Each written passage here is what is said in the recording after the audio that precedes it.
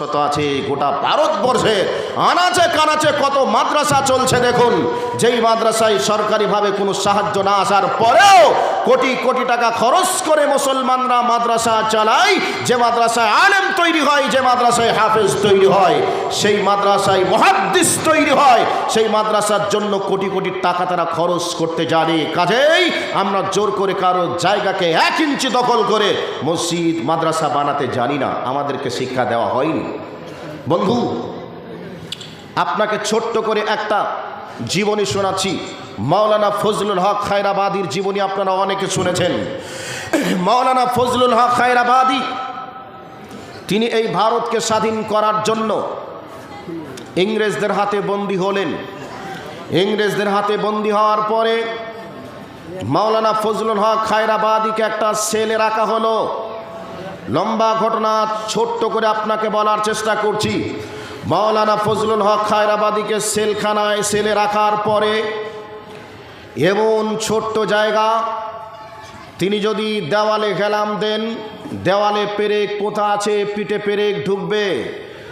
পায়ের তলে দেওয়া আছে কাঁকড়া বিছু, কাঁকড়া বিছুর কামড়, কাঁকড়া বিছুর দংশনের যন্ত্রণা। একটু যে হাত বুলিয়ে দিয়ে নিজের শরীরটাকে একটু সেবা করার চেষ্টা করবেন, কাঁকড়া বিছুটাকে হাত দিয়ে ছাড়িয়ে দেবেন, সে ক্ষমতাটাও ছিল না। হ্যাট হতে গেলেই পেরেক ঢুকবে। এইরকম ছোট্ট একটা কুটুরিতে মাওলানা ফজলুল হক খায়রাবাদীকে রেখে দেওয়া হলো। মাওলানা ফজলুল হক খায়রাবাদীকে বলা হলো, তোমার অপরাধ হলো ভারতকে স্বাধীন করতে চাও ইংরেজদের হাত থেকে। কাজেই তুমি যদি ভারত স্বাধীনতার আন্দোলনের ভূমিকা তুমি যদি পালন না করো, তাহলে তোমাকে ছেড়ে দেওয়া হবে, তোমাকে ছেড়ে দেওয়া হবে। মাওলানা সাহেব বলেছিলেন, আমি ভারতবর্ষের বাসিন্দা, ভারতবর্ষের নাগরিক হিসাবে ভারতবর্ষের মানুষের অধিকারকে আদায় করতে চাই, আমি কারোর সঙ্গে আপোষ করতে চাই না। শেষ পর্যন্ত মাওলানা সাহেবকে জেলখানাতে রেখে দেওয়া হলো। স্বাভাবিকভাবে জেলখানাতে রেখে দেওয়ার পরে দিনের বেলায় মেথরের মতো করে প্রস্রাব পায়খানার নর্দমা ড্রেন পরিষ্কার করে নেওয়া হতো। সকাল সন্ধ্যায় বেত্রাঘাতের ব্যবস্থা করা ছিল। এরপরেও মাওলানা সাহেবকে অর্ধলঙ্গ পোশাক পরিধান করে রাখা হয়েছিল, যে যাতে করে নামাজ পড়তে না দেওয়া হয়। মানসিক শাস্তি দেওয়ার জন্য মাঝে মধ্যে ইনজেকশন দেওয়া হতো। খাদ্যের জন্য দেওয়া হতো বালু মাখানো রুটি, সিদ্ধ মাছ, ফুটন্ত গরম পানি। এবার আপনারা বলবেন, ফুটন্ত গরম পানি একটু পরে খেলেই তো ঠান্ডা হবে, যে সুযোগ ছিল না। যথা সময়ে খাবারের প্লেট আসতো, যথা সময়ের খাবারের প্লেট নিয়ে চলে যাওয়া হতো। যথা সময়ে খাবার না খেলে আর প্রাণে বাঁচা যাবে না। এত বড় বিশাল মুহাদ্দিসকে জেলখানার মাটিতে রেখে এইভাবে না খেতে দিয়ে দিয়ে বালু মাখানো রুটি কি মানুষের দ্বারাই সম্ভব? সিদ্ধ মাছ খাওয়া কি সম্ভব? ফুটন্ত পানি গরম খাওয়া কি সম্ভব? অবশ্যই সম্ভব নয়। তারপরেও জীবনকে বাঁচানোর জন্য বেঁচে থাকার তাগিদে কিছু খাবার খেতেন। এভাবে দিন যায় রাত আসে, রাত যায় দিন আসে। এই করতে করতে জেলার তিনার কাছে ফার্সিতে একটা পাণ্ডুলিপি ছিল। ফার্সিতে পাণ্ডুলিপির অনুবাদক খোঁজার চেষ্টা করলেন। এই ফার্সির পাণ্ডুলিপির অনুবাদক কে আছে? যোগ্য অনুবাদকের সন্ধান কে দিতে পারবে? একজন আসামি বলল, যেই ব্যক্তিকে জেলখানার মধ্যে বন্দি করে রাখা হয়েছে, সেলে রাখা হয়েছে, মাওলানা ফজলুল হক খায়রাবাদী, উনি হচ্ছেন এই ফার্সিতে পাণ্ডুলিপির যোগ্য অনুবাদক। কাজেই যদি পারেন উনি পারবেন। জেলার হাত জোর করে অনুরোধ করে বললেন, স্যার, আপনার কাছে আমি একটা রিকোয়েস্ট নিয়ে এসেছি, আপনার কাছে আমি একটা ফার্সিতে পাণ্ডুলিপি নিয়ে এসেছি। আপনি দয়া করে এই ফার্সির পাণ্ডুলিপির যদি অনুবাদ করে দিতেন, তাহলে আমি আপনাকে অনেক ধন্যবাদ জানাতাম। মাওলানা সাহেব বলেছিলেন, ব্রেন আমার ভালো নেই, মানসিক অবস্থাও তেমন ভালো নেই, আমার কাছে খাতা কলম বই পুস্তক কিছুই নেই, আমি কেমন করে পারবো? জেলার দাবি জানালেন। শেষ পর্যন্ত মাওলানা বললেন, ঠিক আছে, আপনি আমাকে ফার্সিতে পাণ্ডুলিপিটা দিয়ে যান, আমি চেষ্টা করব।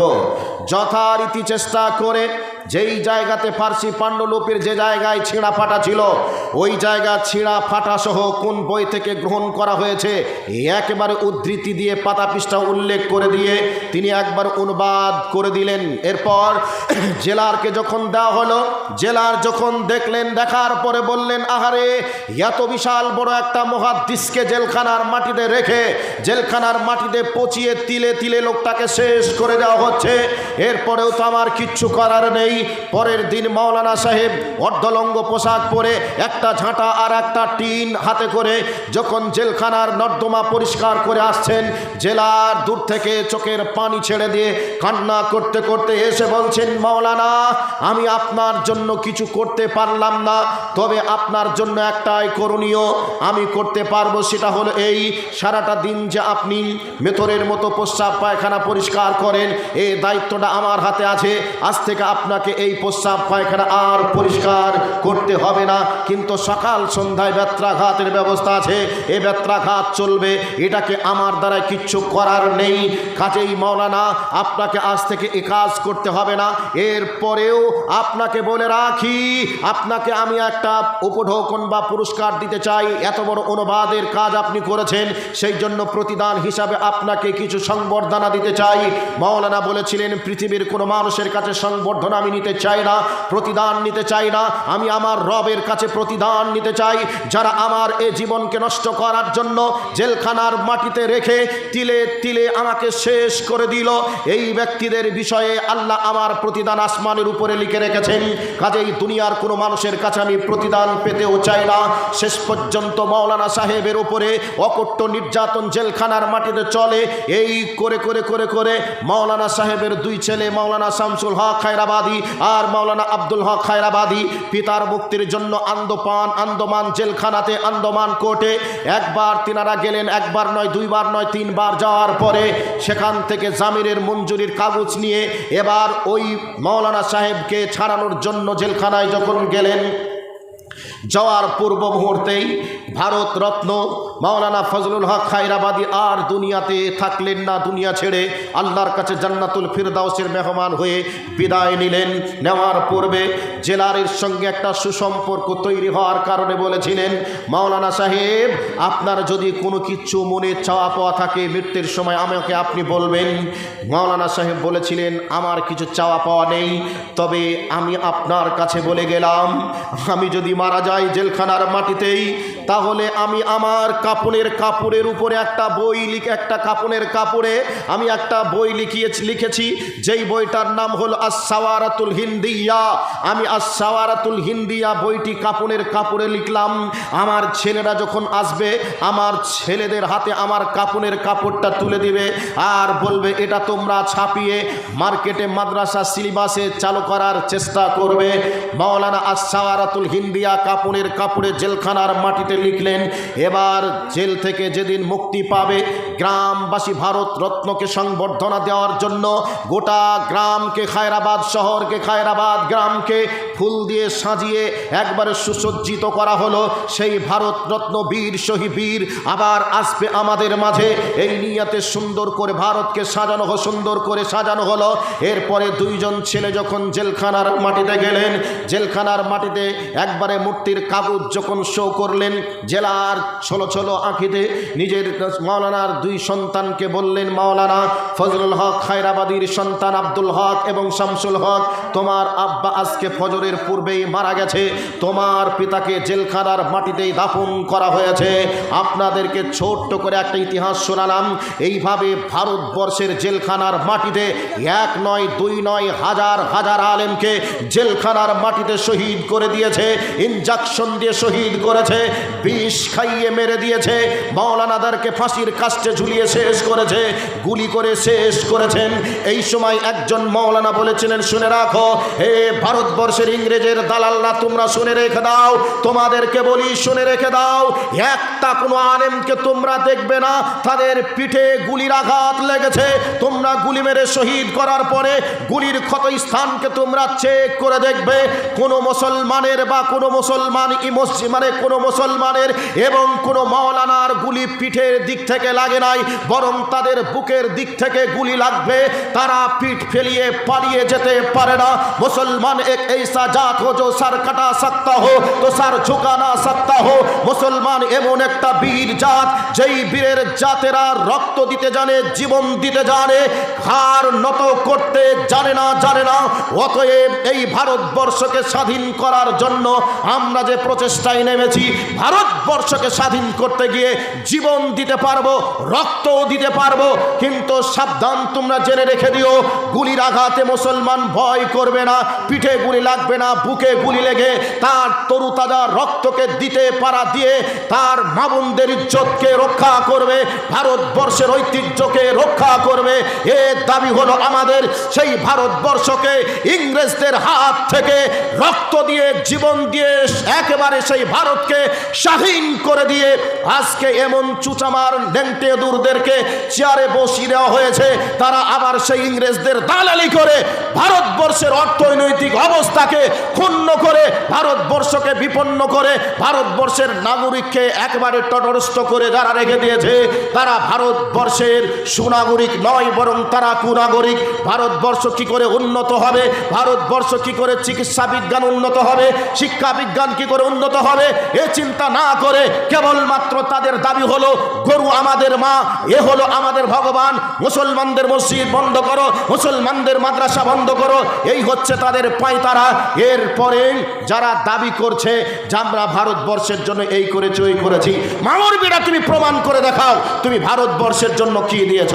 দিল্লির আজুল আল্লাহ, দিল্লির গেটে তোমরা দেখতে পাবে আমার বাপ দাদা মুসলমানেরা এই ভারতবর্ষের জন্য কি দিয়েছে, তোমরা একটা প্রমাণ দেখাও।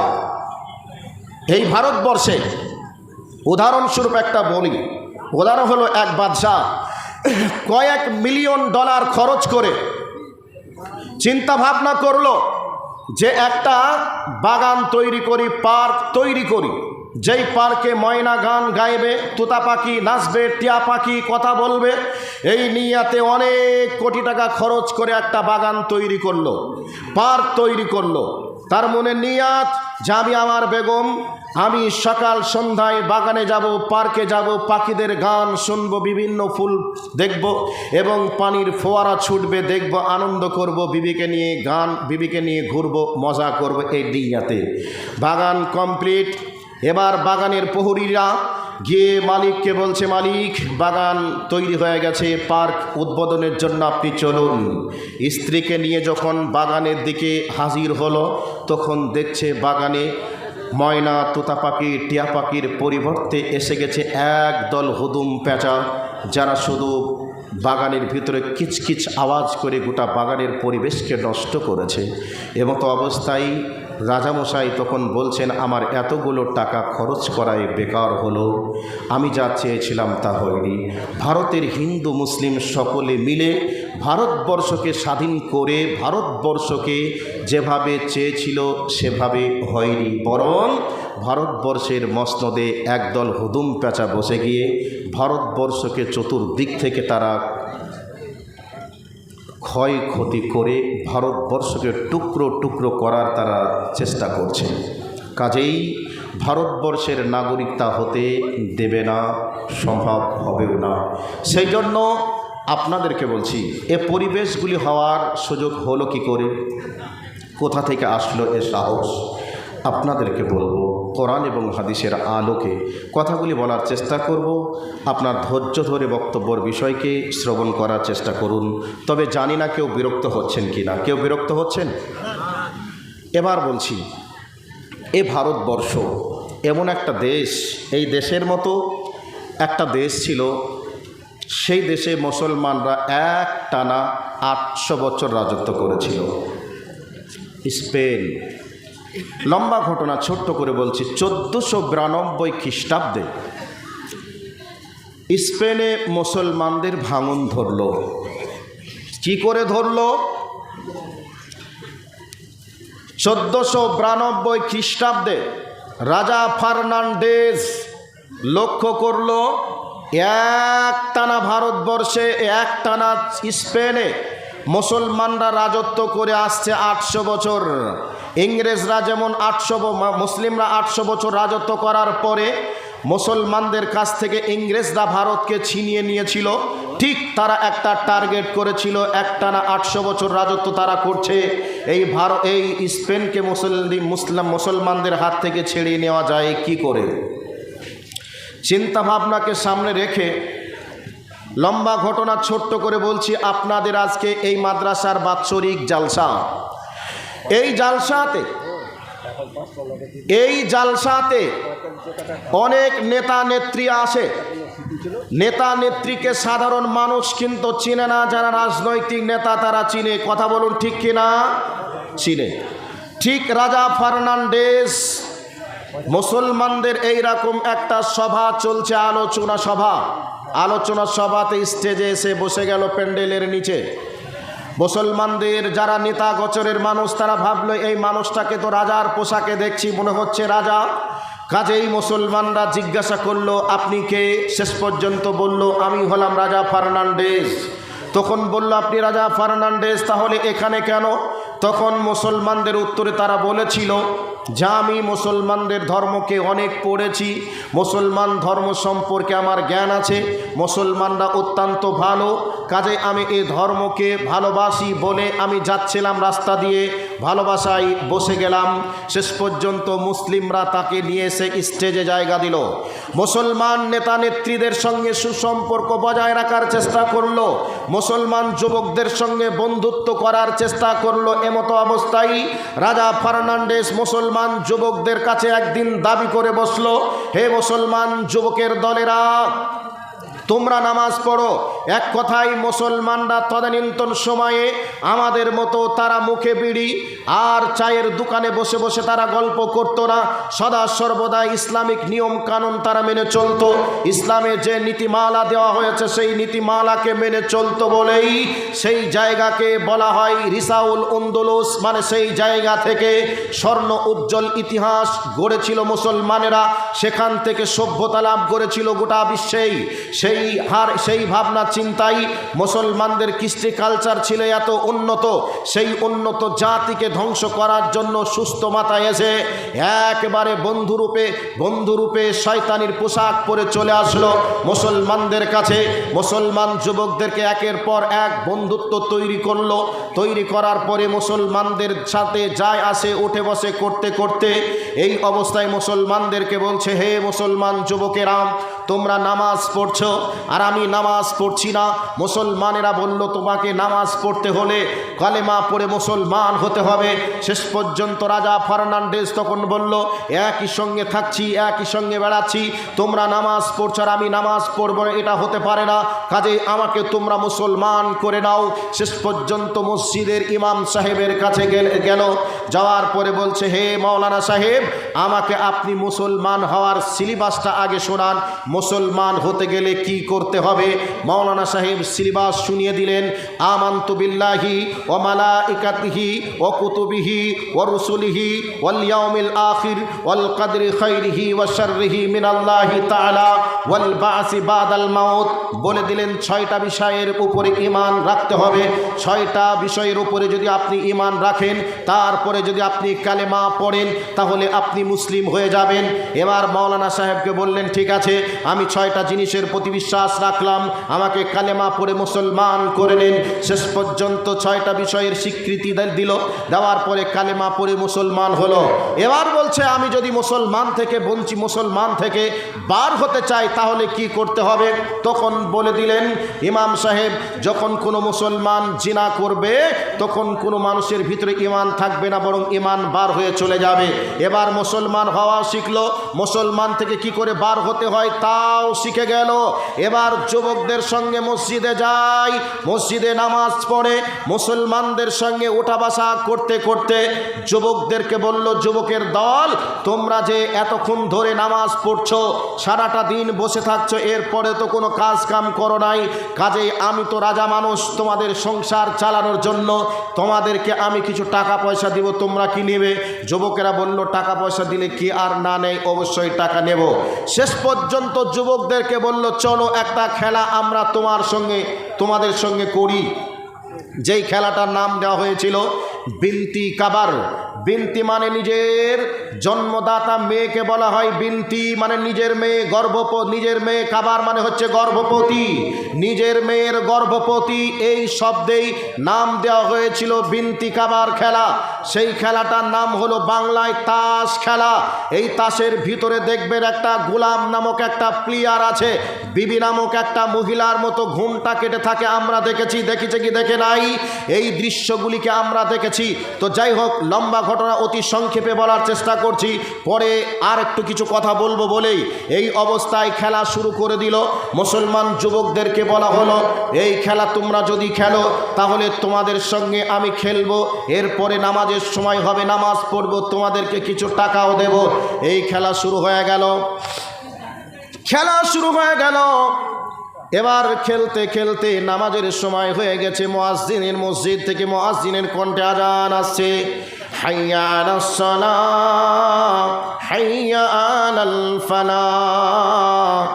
এবার আজান হয়ে গেল, যুবকদের মধ্যে কেউ বলছে, চলো আজান হয়ে গেল, নামাজে যাই।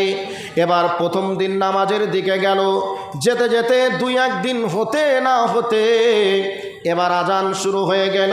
তখন যুবকদের মধ্যে বলা বলে শুরু হয়ে গেল, আজানের 15 মিনিট পরে জামাত হয়, কাজেই এখন আর 15 মিনিট টাইমটা লস করব না, বরং খেলা খেলবো, এরপরে নামাজ পড়বো। এই করে করে কিছুদিনের মধ্যে মুসলমানরা নামাজের সুন্নতকে ত্যাগ করলো, এরপরে তারা জামাতকেও লেট করতে লাগলো।